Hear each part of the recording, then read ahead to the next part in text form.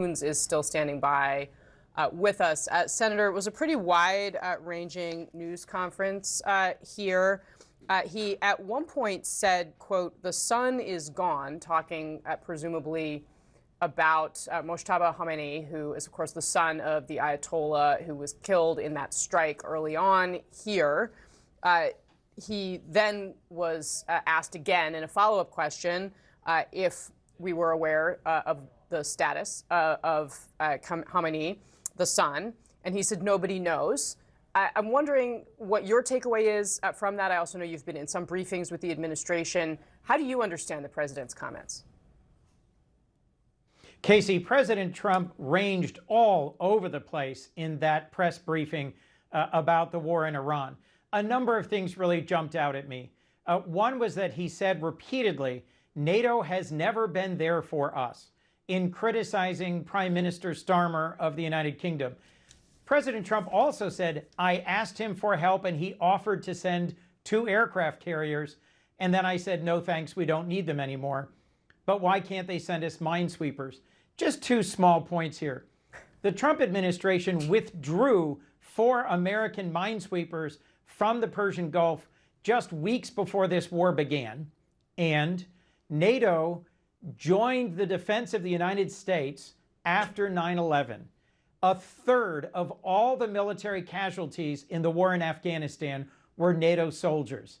He continues to offend and insult our NATO allies by suggesting they've never defended us, when in fact the only time NATO has invoked Article 5 of the treaty is in our defense.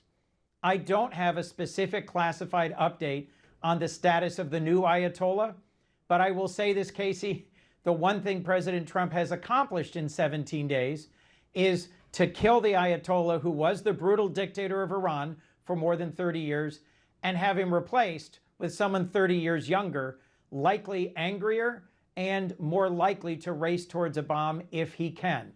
So I think it was entirely predictable that when President Trump said this was a war of regime change, that Iran would use every tool at their disposal: terrorist attacks, attacks on the Straits of Hormuz, attacks on other countries in the region. They didn't do that after last summer's Operation Midnight Hammer, after President Trump took out General Soleimani, because Iran didn't perceive those as attacks designed to overthrow the regime.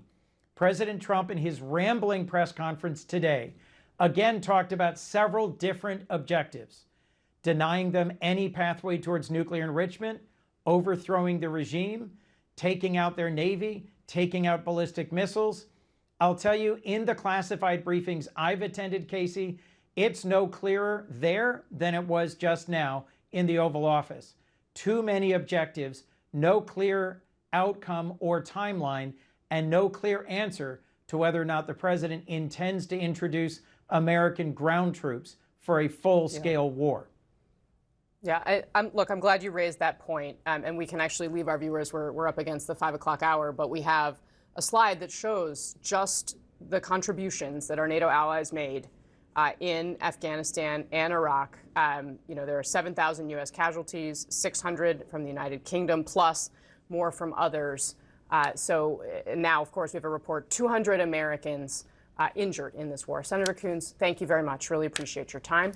Don't go anywhere. The leader